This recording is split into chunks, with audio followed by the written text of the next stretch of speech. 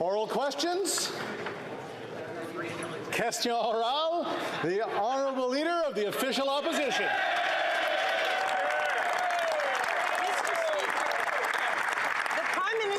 Invoked the Emergency Measures Act on Canadians without justification, and now he's trying to hide it. His ministers admitted they won't be cooperating with the inquiry, and they'll be hiding behind cabinet confidence, of course. How many times have they used that one? We, SNC, Winnipeg Lab documents, the list goes on. Their dirty work is always too secret for anyone to watch. This inquiry will be nothing but an exercise in nasty Liberal political spin and nothing about transparency or accountability. Isn't that the truth? The Right Honourable Prime Minister. When illegal blockades hurt workers and endangered public safety, police were clear that they needed tools not held by any federal, provincial, or territorial law. It was only after we got advice from law enforcement that we invoked the Emergencies Act. The Canadian Policing Association, Canadian and Ontario Associations of Chiefs of Police all agree this is how the legislation should be used for emergencies. We have now announced the independent inquiry to examine the circumstances that led to the declaration and the measures taken in response. And I know we all look forward to Justice Rouleau's excellent work. Hear, hear. The Honourable Leader of the Official Opposition. Wedge, divide, and stigmatize. That's what this Prime Minister is about, and that's what this inquiry is going to be about. Another chance for him to call innocent people racist and misogynist and accuse them of all kinds of things that are factually not true. The purpose of this inquiry on the use of the Emergencies Act is for Canadians to see the reason why the government used it, not a chance for Liberals to insult and divide. Why is the Prime Minister so afraid to show Canadians what reasons he had or didn't have to use the Emergencies Act? What is he trying to hide? The Right Honourable Prime Minister. Mr. Speaker, when our government invoked the Emergencies Act, we committed to Canadians that we would be upfront and transparent about it. We have kept that commitment, and the Commission, an independent public inquiry, is further evidence of that. As we've made clear, we will work directly with the Commission to ensure that they're able to complete their work because Canadians demand answers, and that's exactly what we're delivering. The Honourable Leader of the Official Opposition. Well, in a shocking revelation yesterday, the Prime Minister admitted he didn't use a loophole to get away with his illegal holiday. He didn't give himself permission. We know from the Complaints Commissioner that there were some hurdles to the RCMP doing their work, but they were not insurmountable. Yesterday, the Prime Minister removed one of those hurdles. Conservatives have asked the RCMP to reopen their criminal investigation into his activities. My question for the Prime Minister is, will he cooperate with the RCMP? Will he meet with the RCMP? The Right Honourable Prime Minister.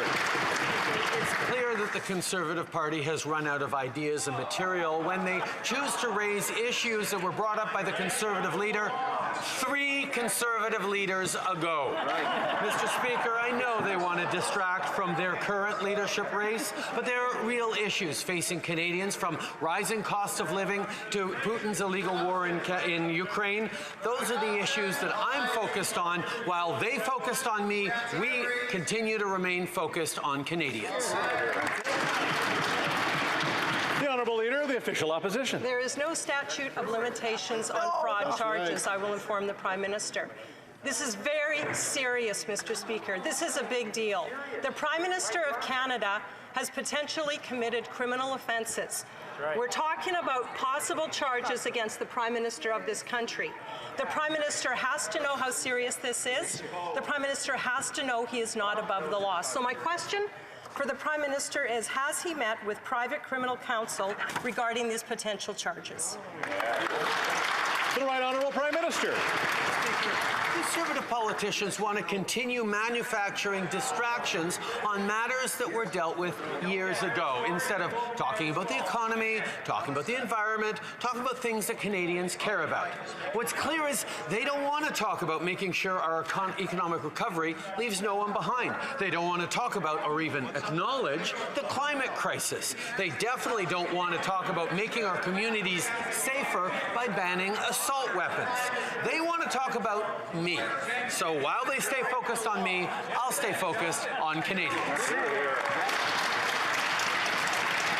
The Honourable Leader of the Official Opposition. In 2016, the Prime Minister of Canada broke 4 separate sections of the Ethics Act. In doing so, we found out just in the last week he may have broken criminal law. This Prime Minister likes to break the rules. We know that. It all started with that illegal holiday, but it's continued with his illegal activity and interference with the SNC-Lavalin trial, his illegal benefits from the We Foundation, just to mention a few. This is a Prime Minister who is always pushing the boundaries of ethical conduct and coming as close as he can to breaking the law. And he seems to get away with it. But maybe, Mr. Speaker, maybe not this time. Is the Prime Minister above the law? The Right Honourable Prime Minister.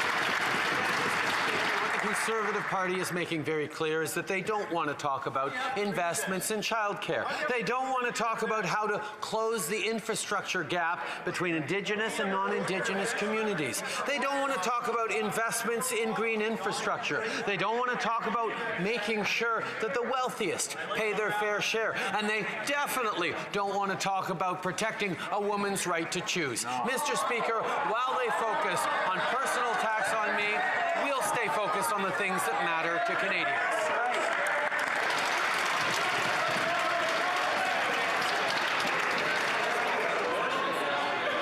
Order.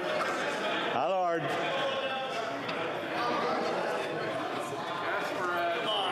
My Lord. L'honorable député de Belleuil-Chambly. The Honourable Member for Belleuil-Chambly. Mr. Speaker, the Prime Minister said he was shocked and indignant. And that's great to hear.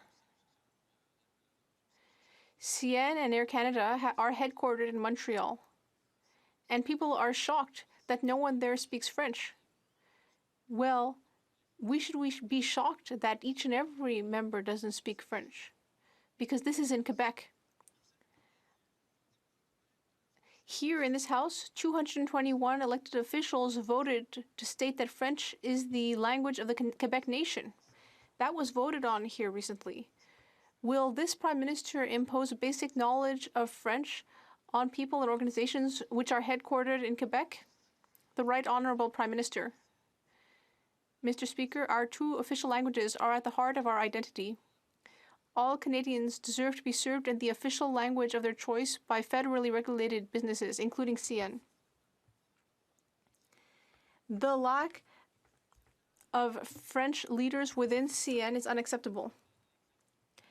And we expect the leadership there to set an example. Under our modernization of the Official Languages Act, we are giving the Official Languages Commissioner the tools he needs to ensure that CN respects its official languages obligations. The Honourable Member for Belleuil-Chambly. Well, I think this Prime Minister's indignation is a bit selective. The CEO of Air Canada makes fun of French. A VP of CN spoke only English at the Official Languages Committee, even though both of them are of Francophone extraction originally. This is all very concerning. So how is this Prime Minister so shocked at a time when the Governor General and the Lieutenant General don't speak French? How can he tell everyone? Essentially, he's saying that for his government, French is nothing more than a frivolity. The Right Honourable Prime Minister. Mr. Speaker, the Governor General is the first Indigenous person in this role. She was born in northern Quebec in the 50s. At that time, French was not taught in that region. Leaders need to set an example, and the Governor General has been taking intensive French courses ever since her appointment. Ms. Simon is determined to learn French and recognizes that it is fundamentally important to know our 2 official languages in order to be able to represent all Canadians. By making learning French a priority, she is demonstrating the importance of protecting French throughout the country. Burnaby South. Yesterday, the Environmental Commissioner made it very clear that the government's plan to price or pricing pollution lets the biggest polluters off the hook while hurting Indigenous communities, and small businesses. They also have no plan for workers impacted by the climate crisis, which should come as no surprise when you've got a plan where you take advice from big oil and gas instead of the climate scientists. So when will this Prime Minister understand that delay on climate action has the same outcomes of denial of the climate crisis? Hear, hear. The Right Honourable Prime Minister. The Commissioner's report recognizes that putting a price on carbon pollution is critical to reducing Canada's emissions. The reports acknowledge that our price on pollution cuts emissions and fights climate change. We have strengthened our benchmark and standards, addressing many of the issues the Commissioner identified, and we will continue to hold provinces and territories' feet to the fire to meet these new targets. We will use these reports to keep delivering what Canadians expect: a healthy environment and a healthy economy. The Deputy to Burnaby Sud. The Honourable Member for Burnaby South. Not only does this government have the worst climate record in the G7, but according to the Environment Commissioner, the emissions reductions plan is just a fantasy. It's based on overly optimistic projections and non-existent policy. When will this government stop pretending that it's doing something about the climate crisis? The Right Honourable Prime Minister. I'd like to thank the Commissioner for his hard work and the latest report. The report shows how far we've come and how much is still left to do. After a decade of inaction under the former Conservative government, we have made remarkable progress, whether by building the future green economy, by ensuring that polluting will no longer be free throughout Canada, or by protecting unprecedented amount of our lands and waterways. We will do more to keep our air clean, create middle-class jobs, and in order to grow a solid economy. Member for Selkirk, Interlake, Eastman.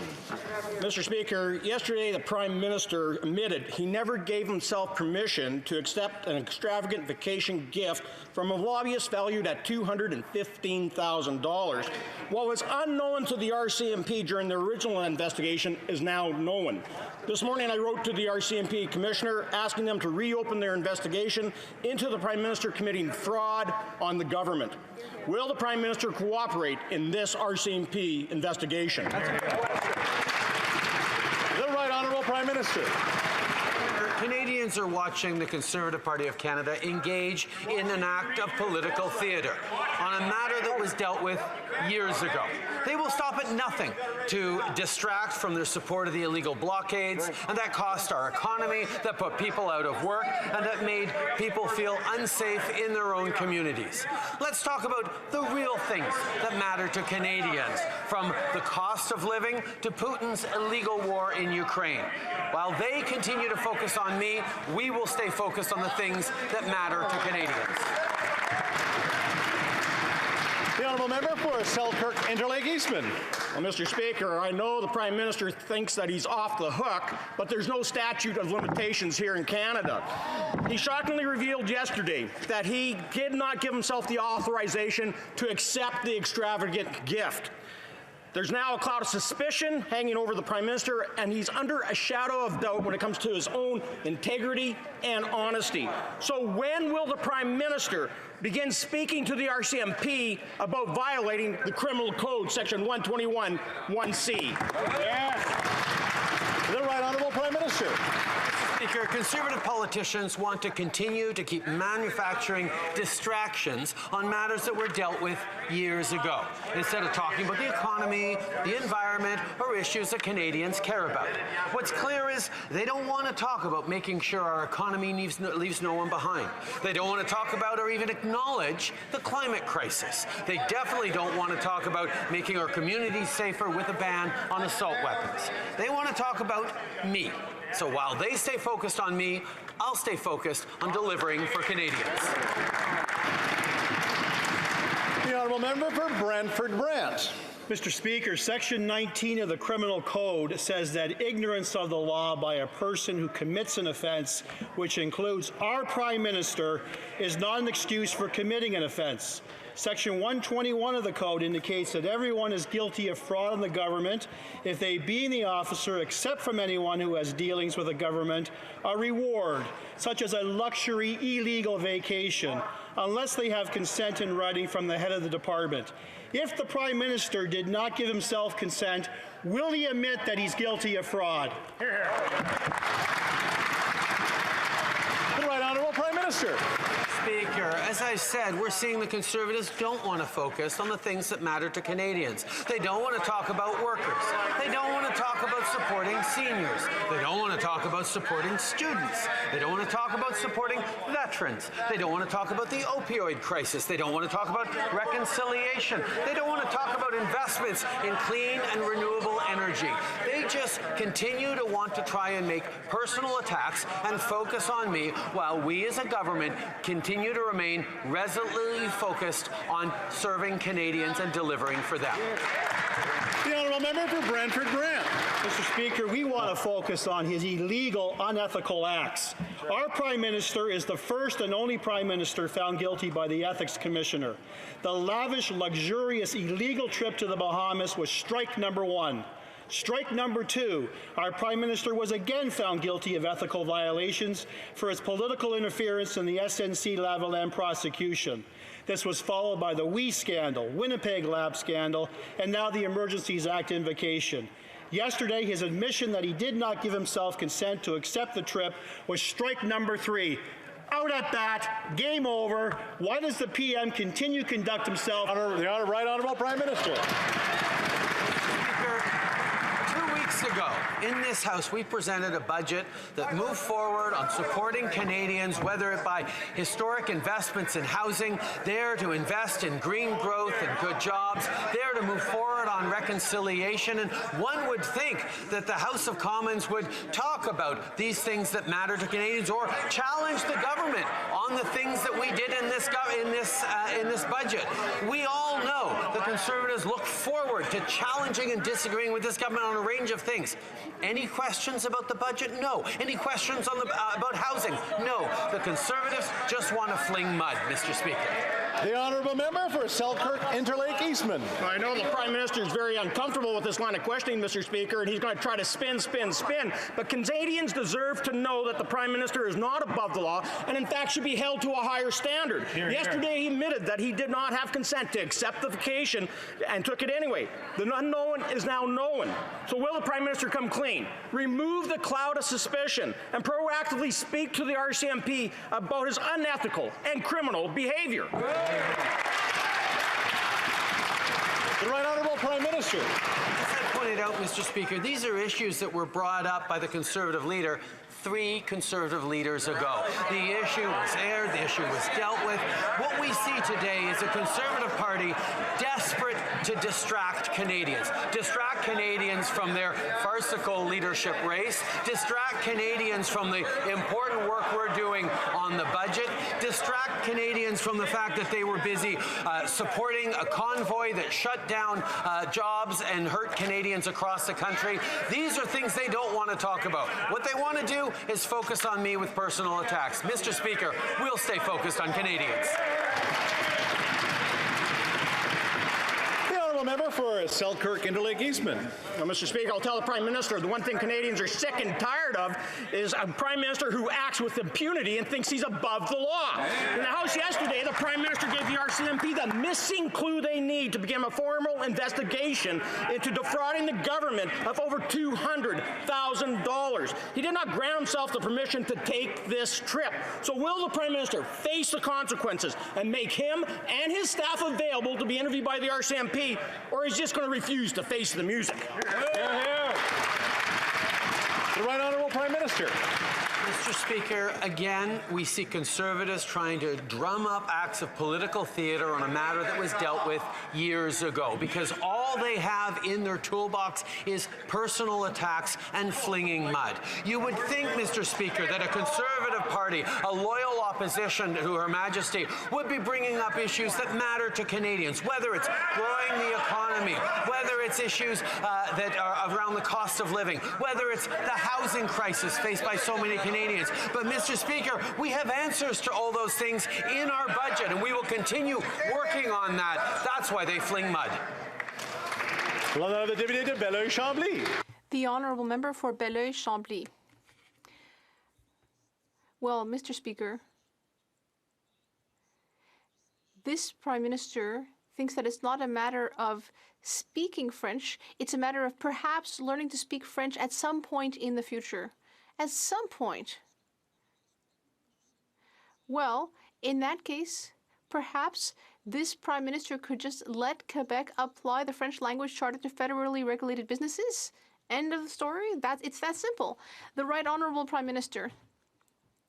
Mr. Speaker, the leader of the Bloc Québécois is concerned about Quebec and protecting official languages and French in Quebec, and that's just as it should be. That's his responsibility. But as a Prime Minister, as a Canadian government, our responsibility is to ensure that our official languages are protected throughout the country, not just in Quebec. Only a federal government can do that. And that is exactly what we are doing throughout the country. The honourable member. Well, that's all very well, but he's not doing that. That's the problem. I'm not trying to criticize Ms. Simon or Ms. Murphy. I am actually criticizing the Prime Minister, Mr. Speaker. He's the one who appointed them. Whereas these two ladies, as respectable as they may be, do not speak French. How can he be so shocked that people don't speak French when he's the one appointing people who aren't even close to speaking French? The Right Honourable Prime Minister. Mr. Speaker, as my colleague knows very well, Madame Simon grew up in northern Quebec at a time when Indigenous people were not taught French. That is a shameful part of our history. And we are working very hard everywhere in the country to change that reality in the present and future. We are at a point in our path as a country where everyone, I believe, agrees that it was very important to have a Governor General who can speak very deeply about reconciliation, and that is what she's doing while learning French. And Middlesex. Mr. Speaker, I know the Prime Minister may not have the answer to this question right now, and it may take him a few minutes to find out the answer. So I'm going to ask the question now, and then we're going to ask it again later, giving him time to consult with his staff to find out. So, Mr. Speaker, my question is this. Did the Prime Minister claim the $215,000 illegal vacation as a taxable benefit on his income tax return? The Right Honourable Prime Minister. See is conservative politicians who want to keep manufacturing distractions on matters that were dealt with years ago, instead of talking about the economy, the environment, or things that Canadians care about. They don't want to talk about our plan to support young families buy into the housing market. They don't want to talk about our plan to create more jobs and grow a green economy. They don't want to talk about more gun control. They don't want to talk about standing up for women's rights. They want to fling mud and distract from their own failings, whether it's their leadership, whether it's their convoy, or whether it's any other issue that they're avoiding. The honourable member for Louis Saint Laurent.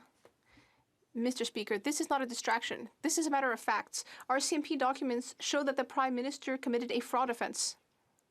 He received a $215,000 gift from someone who lobbies the Canadian government. Yesterday, he admitted that he never gave himself permission to receive that gift. But the Prime Minister was not questioned by the RCMP on this. So I have a simple question for the Prime Minister, who unfortunately has had the same attitude for 6 years. Why does he believe that he is above the law? The Right Honourable Prime Minister. Mr. Speaker, Canadians are watching the Conservatives engage in political theatre on a matter that was dealt with years ago. They won't stop at anything to draw attention away from their support to the illegal blockades that cost our economy, that forced people into unemployment, and that meant that many people didn't feel safe in their own neighborhoods. Now let's talk about what really matters for Canadians: the cost of living, Putin's illegal war in Ukraine, and so on. These are the real issues that this government will concentrate on, at a time when, unfortunately, the Conservatives are concentrating on attacking me. The honourable member for Louis Saint-Laurent. Mr. Speaker, I have a reminder for the Prime Minister. Does he remember the name of Jody Wilson-Raybould? I'd like to remind him about this person, this woman who respected the law, unlike the Prime Minister, someone who was shown the door by the Prime Minister. Why? Because she cared about supporting the law and because she refused to engage in political partisanship with legal proceedings. And the way the Prime Minister acted with her is the same way that he acted with the $215,000 gift. Why does this Prime Minister once again think that he is above the law? The Right Honourable Prime Minister. Mr. Speaker. Once again, we see that the Conservatives are desperate to talk about anything except what really matters. What really matters in Canadians' daily lives: investing in childcare, reducing the gap between Indigenous and non-Indigenous communities, investing in green infrastructure, ensuring that the wealthy pay their fair share.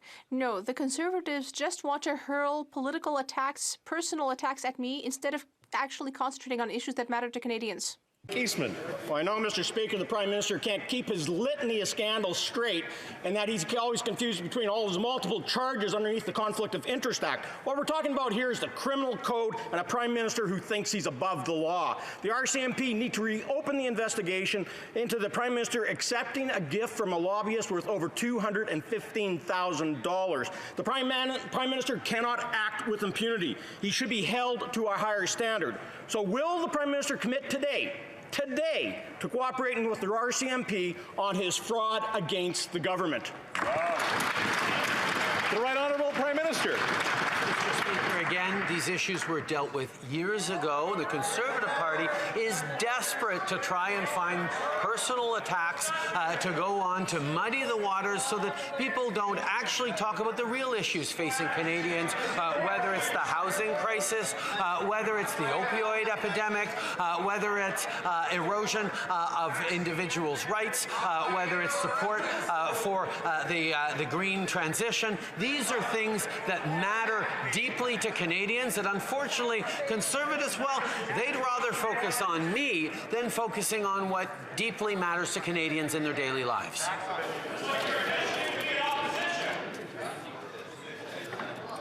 I think if people want to ask questions, they can get on the list to ask questions. We're more than happy so that we can all speak in the House of Commons. We're all ready for the next question? Awesome. The honourable member for Burnaby South. Mr. Speaker, due to the slow rollout of sanctions against Russian oligarchs closely affiliated with Putin, yesterday we learned that Igor Marakov, one of those oligarchs, was able to move $120 million of assets out of Canada, again, due to the slow rollout of those sanctions. New Democrats have long been calling for an expansion of sanctions to apply them directly to oligarchs closely affiliated with Putin who are fueling the war in Ukraine. Why is this government dragging its feet? To the Right Honourable Prime Minister. Since even before the beginning of this illegal war in Ukraine, Canada has been leading the charge in support for Ukraine and indeed pushing back against Russia. But it was also extremely important that we work in a coordinated fashion with our allies and partners across NATO and around the world, and that's exactly what we did with the strongest package of sanctions ever applied against a modern major economy. We have continued to do that, including with 203 new sanctions brought in today that brings the total over 1,000 people supporting Putin sanctioned since just February. We will continue to do every bit more we need to. The honourable member for Burnaby South. Evening is Yom HaShoah, a time to remember the Holocaust. It's when it commences. This weekend at the War Memorial, a memorial that's committed to remembering Canadian soldiers who gave their life to fight the Holocaust, there's going to be a protest where the chief guest speaker is a notorious anti-Semite, a Holocaust denier, and someone who's promoting the horrific war in Ukraine that Putin is engaged in. Canadians deserve to be protected from hate groups. So what is the government going to do to prevent this obscenity from happening? The Right Honourable Prime Minister. Mr. Speaker, tonight is indeed the beginning of Yom HaShoah. Anti-Semitism and hatred in any form have no place in Canada. We've held a national summit on anti-Semitism to hear directly from community leaders on their concerns, and Budget 2022 provides funding to support the Special Envoy, the construction of a new Holocaust Museum, and the Sarah and Chaim Neuberger Holocaust Education Center, and proposes to prohibit the promotion of anti-Semitism through the denial and downplaying of the Holocaust. We will always be steadfast in our support for Canada's Jewish community, and I look forward to seeing many parliamentarians tomorrow at the Memorial for the Holocaust. The Honourable Member for Northwest Territories. Mr. Speaker, Inuit communities in the Inuit settlement region and across the north all agree that self-determination is an essential step towards reconciliation. This is the best way to promote prosperity and support community and individual well-being throughout Inuit Nunangat, with the goal of socio-economic and cultural equity between Inuit and other Canadians. Mr. Speaker, can the Prime Minister inform the House about the latest developments in ensuring that government properly support Inuit self-determination? Thank you, Mr. Speaker. The Right Honourable Prime Minister. Mr. Speaker, I want to begin by thanking the member for the Northwest Territories for his question and his outstanding work. Along with our Inuit partners, it is in what is the culmination of years of collaboration, we've recently announced the endorsement of the Inuit Nunangat policy.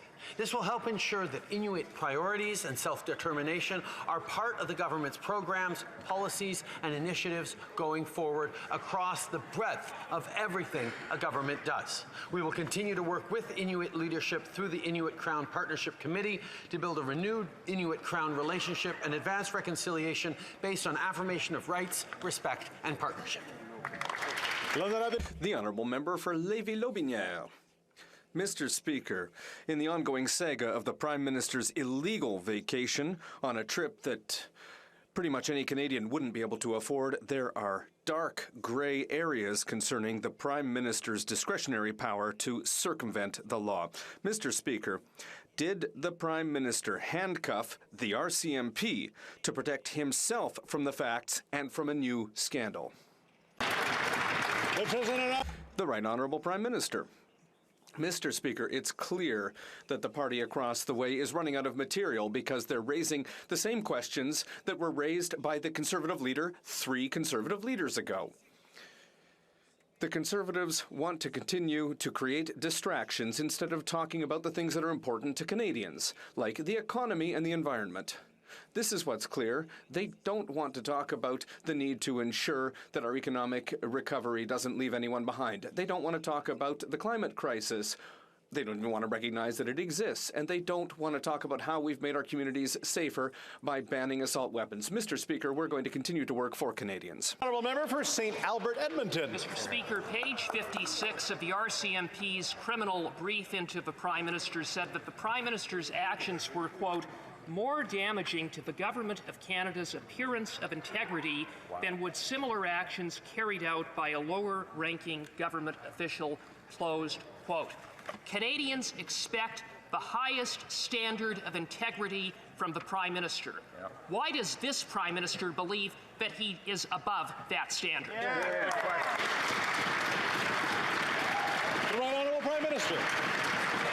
Speaker, we see how short of ideas or relevance the Conservative Party of Canada is right now when they don't have anything to say about the housing crisis that we just put forward strong measures to address in our budget of 2 weeks ago. We move forward on initiatives to invest in the green transition, in the green economy, in ways that are going to make a huge difference in the lives of Canadians from coast to coast to coast, and Conservatives have nothing to say about that. They have nothing to say on the issues facing Canadians. Instead, they just want to fling mud. They just want to make personal attacks on me.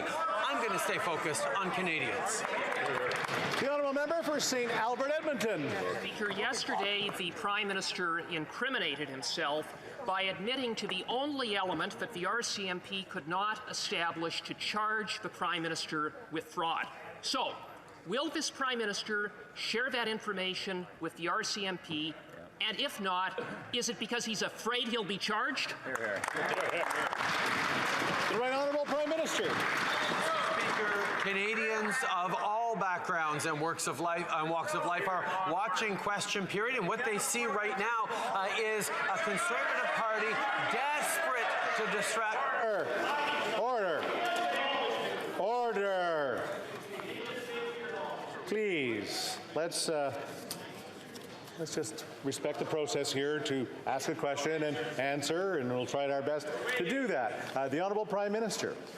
Right Honourable. Speaker, what Canadians watching question period see today is a Conservative Party flailing about, desperate to bring up issues that were dealt with years ago, desperate to try and distract from the fact that they have nothing to offer Canadians. No solutions on the housing crisis that Canadians are faced, and they can't even criticize us for the solutions we put forward 2 weeks ago in the budget. We continue to stay focused on Canadians while they stay focused on me.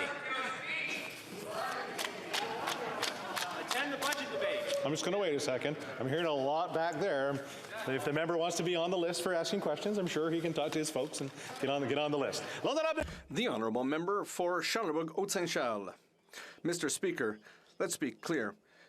The Prime Minister is answering these questions by saying they're personal attacks, but no. They are questions about somebody who is supposed to represent the highest moral code as Prime Minister, and yet he's not. The Prime Minister admitted before this House the only element that the RCMP wasn't able to establish to accuse him of fraud. Will the Prime Minister share this information in a proactive way with the RCMP, and if not, is it because he's afraid of being charged of fraud? The Right Honourable Prime Minister.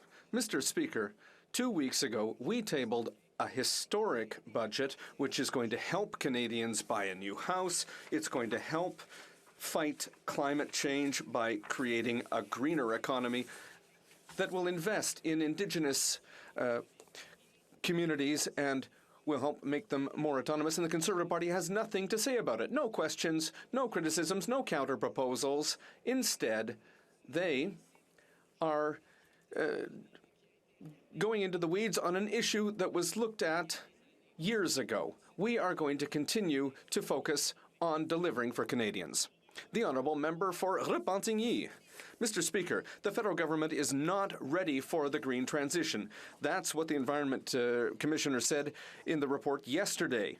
The report says that there's no federal implementation plan, no official governance structure, and no follow-up system to support a fair transition. And the report also says that the government is not ready to offer sufficient help to over 50 communities and 170,000 workers in the fossil fuel sector.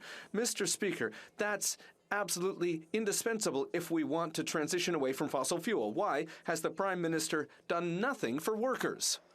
The Right Honourable Prime Minister. Let's be clear, Mr. Speaker. Our government's plan for a fair transition is very clear. We have a full action plan which includes legislative measures. We are working with workers, unions, Indigenous groups, stakeholders, and the provinces and territories to find the best way forward. We are making strategic investments in training and skills, in regional strategies and projects across Canada, which will allow us to create sustainable jobs. It takes concerted planning for Canadians to have sustainable jobs which will help them in the future, and that's what we are delivering. The Honourable Member for Repentigny. Well, the Environment Commissioner has found something completely different, Mr. Speaker. He's seen that the Prime Minister has done nothing to help the workers in the oil and gas sector in the green transition. But that doesn't mean that the Prime Minister hasn't done anything. No, he's done a lot of things to help the oil and gas sector. Among other things, he bought Trans Mountain. He also just approved the Baie du Nord project, which will create an additional billion barrels of oil. So the question is, if the Commissioner has indeed shown that the federal government isn't ready for the green transition, is that just because the Prime Minister has never had the intention of starting a green transition? The Right Honourable Prime Minister. Mr. Speaker, we thank the Commissioner for the report. His work shows all the work that's been done and the work that is left to do. After a decade of inaction under the previous Conservative government, we've made enormous progress, whether that be in building the green economy of the future, by making sure that it's no longer possible to pollute for free across Canada, or by protecting new waterways and lands. We are ready to do more to keep our lands safe, to grow jobs, and to build a stronger economy. Donan St. Paul. Mr. Speaker, it's important to remember that the Ambassador Bridge and Coots, Alberta crossings were cleared before the Emergency Act was invoked. Right. The act was not needed to clear the border blockades. Police were well equipped to take care of this with all of their existing laws and powers. So what then was the national security threat that met the extraordinarily high threshold needed to invoke this act? Is there something they're not telling us, or was the Prime Minister trying to cover up for his incompetent management of the protests? The Right Honourable Prime Minister. When illegal blockades hurt workers and endangered public safety, police were clear that they needed tools not held by any federal, provincial, or territorial law. It was only after we got advice from law enforcement that we invoked the Emergencies Act. The Canadian Policing Association, Canadian and Ontario Associations of Chiefs of Police all agreed this is how the legislation should be used for emergencies. We've now announced the independent inquiry to examine the circumstances that led to the declaration and the measures taken in response. I know we all look forward to Justice Rouleau's work. Honourable Member for Kildonan St. Paul. Mr. Speaker, the protest organizers are being held accountable in courts as we speak, but this inquiry is to ensure the government is being held accountable. That's right. Invoking an act with the power to override charter rights is dangerous, so the purpose of the inquiry is to tell the public whether the threshold needed to invoke the act was in fact met. But the Liberal government has not made a convincing argument, meaning the threshold remains in serious doubt. So either they're hiding something or they're covering up for incompetence. Will the Prime Minister waive cabinet confidence and let Canadians know the true story? Yeah, the Right Honourable Prime Minister. Speaker, when we invoke the Emergencies Act in a restrained and limited way, we also committed to the full transparency that goes with the invocation of these hours, whether it's a parliamentary committee that has been examining the issue or whether it is a full public inquiry that will be transparent and have the power to understand the circumstances and the use of the Emergencies Act. That is the kind of thing that everyone should look forward to. Unfortunately, Conservatives are made uneasy by the fact that they were standing against hardworking Canadians by standing with people who are illegally blockading our economy. The Honourable Member for Medicine Hat, Karsten Warner. Thank you, Mr. Speaker. Unfortunately, I think the Prime Minister's definition of transparency is different than Canadians. Hear, hear. The Emergency Act stipulates that the Special Joint Committee and the inquiry are responsible to hold the actions of the government to account, not that of Canadian citizens. Yes. At last night's committee meeting, the Ministers of Public Safety and Justice continue to hide behind cabinet confidences and lawyer-client privilege. Will the Prime Minister be transparent and accountable to Canadians and release the documents that the government relied upon to justify the invocation of the Emergencies Act? The Right Honourable Prime Minister. Speaker, an integral part of invoking unutilized to this point acts like the Emergencies Act is a level of transparency and accountability that comes through a parliamentary committee created to look into exactly that, and a transparent public inquiry headed up by Justice Rouleau, who will be able to examine all these questions around the circumstances that led up to the invocation of that and the use of the Act in itself. That is what Canadians expect, but that's exactly what makes Conservatives uncomfortable because of their support of those convoys. The Honourable Member for Etobicoke Centre. Thank you, Mr. Speaker. Mr. Speaker, we continue to be shocked by the images coming out of Bucha, Mariupol, and other cities and villages across Ukraine where terrible crimes have been committed by Putin's forces.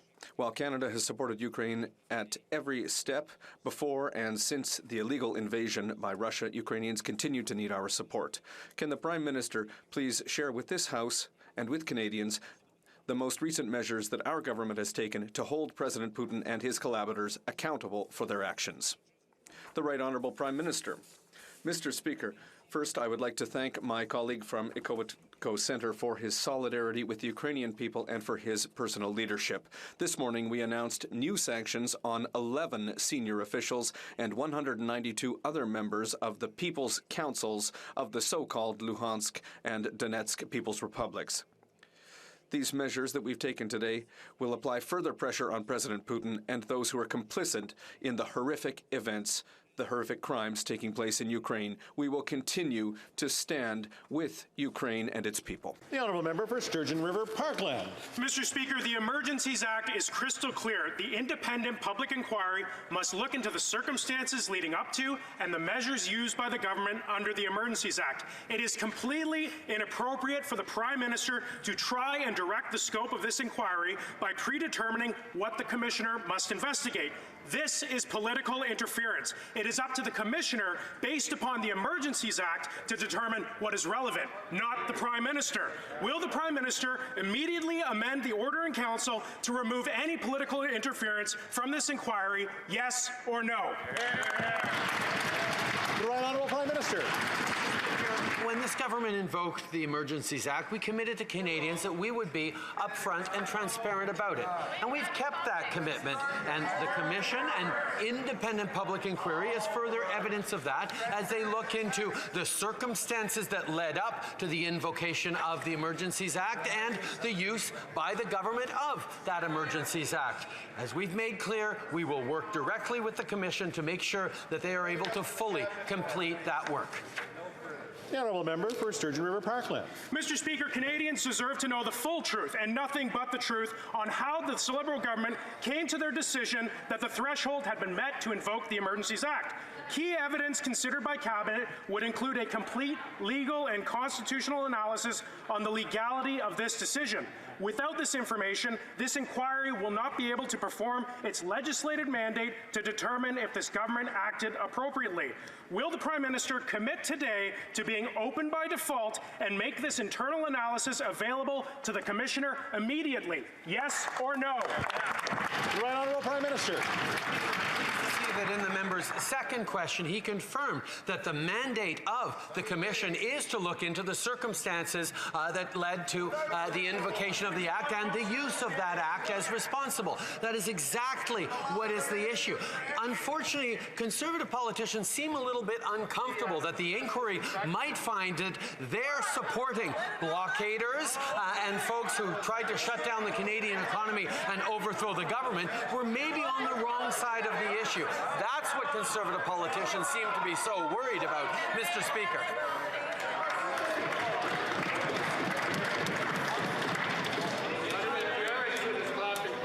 Order. Order. We're almost done. The Honourable Member for Mégantic-les-Érables. Well, we're not done yet, Mr. Speaker. It's stronger than him. The Prime Minister has to be the centre of attention. He was investigated by the RCMP. We know that he did not give himself the right to receive a gift, but that he received it anyway. He was, therefore, the Prime Minister in office who was guilty of ethical lapses on several occasions. And let's see if he also gave himself the right to break another law. His staff have had time to check. Did he declare, yes or no, his free trip to a private island as a taxable benefit on his tax report? It's an easy question, Mr. Speaker. The Right Honourable Prime Minister.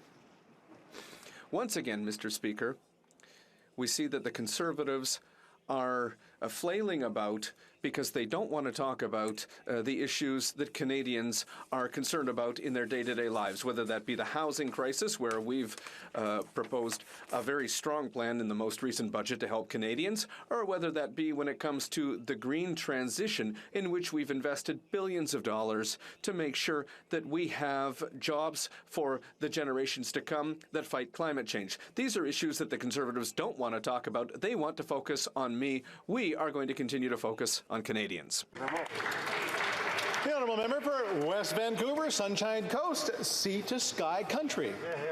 Mr. Speaker, Many Indigenous, rural, and remote communities are still heavily dependent upon diesel and other fossil fuels for heat and for power.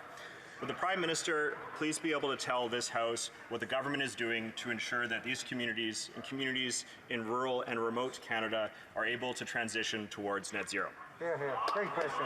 The Right Honourable Prime Minister. Mr. Speaker, I want to thank the member for West Vancouver's Sunshine Coast Sea to Sky Country for his important question and his hard work on protecting the environment. Advancing the transition to Indigenous climate leadership is central to addressing climate change. It includes continuing to support Indigenous, rural, and remote communities by investing in Indigenous-led and delivered solutions to climate change and the transition to clean energy.